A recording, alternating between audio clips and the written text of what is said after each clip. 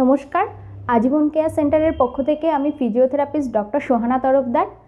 আগের ভিডিওতে আমরা গাউটের সিমটমগুলি নিয়ে আলোচনা করেছি। আজ আমরা গাউটের ট্রিটমেন্ট প্রোটোকল নিয়ে আলোচনা করব। এবার প্রথমেই বলি, গাউটে মেডিসিনের পাশাপাশি ফিজিওথেরাপি ট্রিটমেন্টেরও একটি বড় ভূমিকা রয়েছে। জয়েন্টের প্রপার ফাংশন মেনটেন করা, ব্যথা এবং ফোলা কমানো, জয়েন্টের কন্ট্রাকচার প্রিভেন্ট করা ইত্যাদি ফিজিওথেরাপির মাধ্যমে করা সম্ভব। ফিজিওথেরাপিতে normal exercise, compression therapy, control movement ইত্যাদির মাধ্যমে মোবিলিটিটা মেনটেন করা যায়।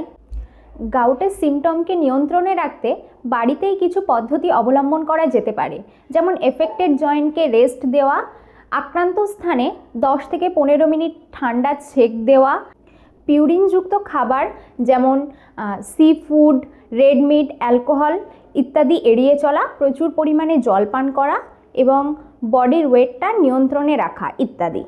মনে রাখবেন, গাউটের ট্রিটমেন্ট একটি দীর্ঘদিনের প্রক্রিয়া। সময় মতো ডাক্তারের পরামর্শ নিন এবং নিয়মিত ফিজিওথেরাপিটা মেনটেন করুন। আজ এই পর্যন্তই, দেখা হচ্ছে পরের কোনো ভিডিওতে।